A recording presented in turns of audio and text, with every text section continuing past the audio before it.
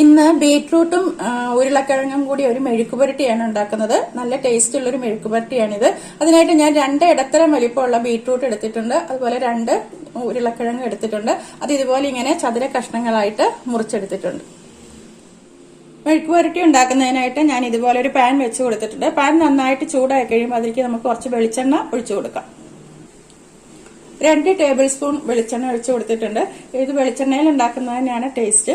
ഈ എണ്ണ ചൂടായി കഴിയുമ്പോൾ ഇതിലേക്ക് കുറച്ച് കടുക് ഇട്ട് കൊടുക്കാം.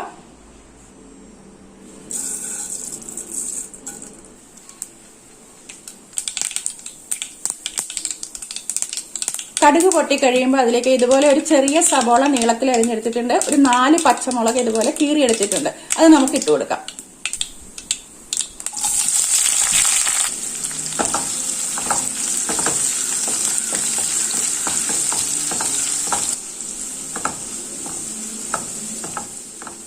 ഈ ഉള്ളിയൊക്കെ ഒന്ന് ചെറുതായിട്ട് വഴന്നു വന്നിട്ടുണ്ട്. ഒത്തിരി അങ്ങോട്ട് വഴന്നു വരണമെന്നില്ല. ഇതുപോലെ ഒന്ന് പകുതി ഒന്ന് വാടി വന്നാൽ മതി.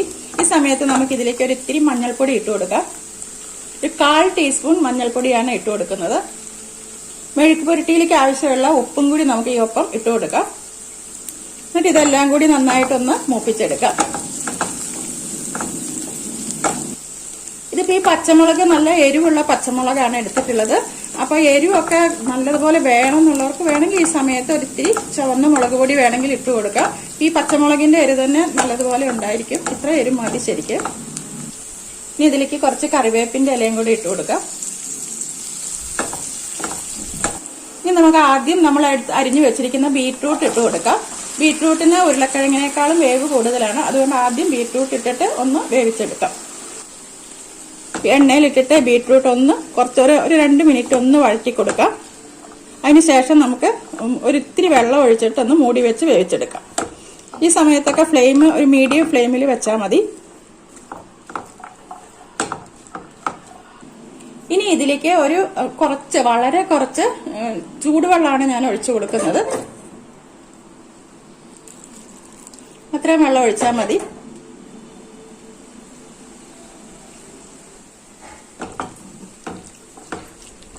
ഇനി നമുക്ക് മീഡിയം ഫ്ലെയിമിലാക്കിയ ശേഷം ഇത് മൂടി വെച്ചിട്ട് ഒരു കുറച്ച് സമയം ഒന്ന് ഈ ബീറ്റ്റൂട്ട് ആദ്യം ഒന്ന് വേവിച്ചെടുക്കാം.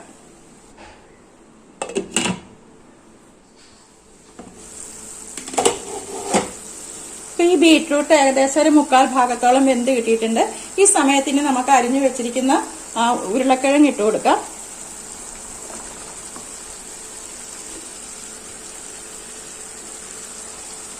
ഇനി നമുക്ക് ഫ്ലെയിം നന്നായിട്ട് കുറച്ച് കൊടുക്കാം. എന്നിട്ട് ഉരുളക്കിഴങ്ങും ഈ ബീറ്റ്റൂട്ടും കൂടി നന്നായിട്ടൊന്ന് മിക്സ് ചെയ്ത് കൊടുത്ത ശേഷം മൂടി വെച്ചിട്ട് വേവിച്ചെടുക്കാം.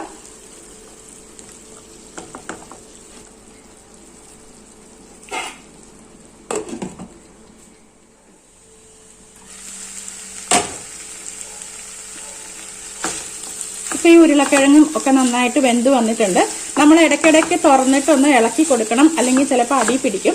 അതുകൊണ്ട് മൂടി വെച്ചിട്ട് ഇടയ്ക്കിടയ്ക്കൊന്ന് തുറന്ന് ഇളക്കിയിട്ട് കൊടുക്കണം. അപ്പോഴാണ് ഇതൊക്കെ നന്നായിട്ടൊന്ന് വെന്ത് കിട്ടുള്ളൂ. അപ്പൊ ഇത് ഞാനൊന്ന് ടേസ്റ്റ് ചെയ്ത് നോക്കിയപ്പോൾ ഇച്ചിരി ഉപ്പ് കുറവുണ്ട്. ഇച്ചിരി ഉപ്പും കൂടി ഇട്ട് കൊടുക്കാം.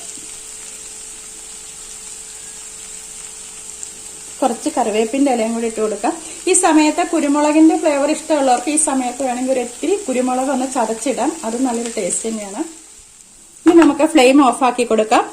ബീറ്റ്റൂട്ടും ഉരുളക്കിഴങ്ങും കൂടിയുള്ള മെഴുക്കുപുരട്ടി റെഡി ആയി കഴിഞ്ഞു. ഇത് നമുക്ക് ചോറിന്റെ കൂടെ മാത്രമല്ല ചപ്പാത്തിയുടെ കൂടെ കഴിക്കാനൊക്കെ നല്ല ടേസ്റ്റാണ്. ആദ്യമായിട്ട് എന്റെ ചാനൽ കാണുന്നവര് ഒന്ന് സബ്സ്ക്രൈബ് ചെയ്യാനും കൂടി ഓർക്കണേ.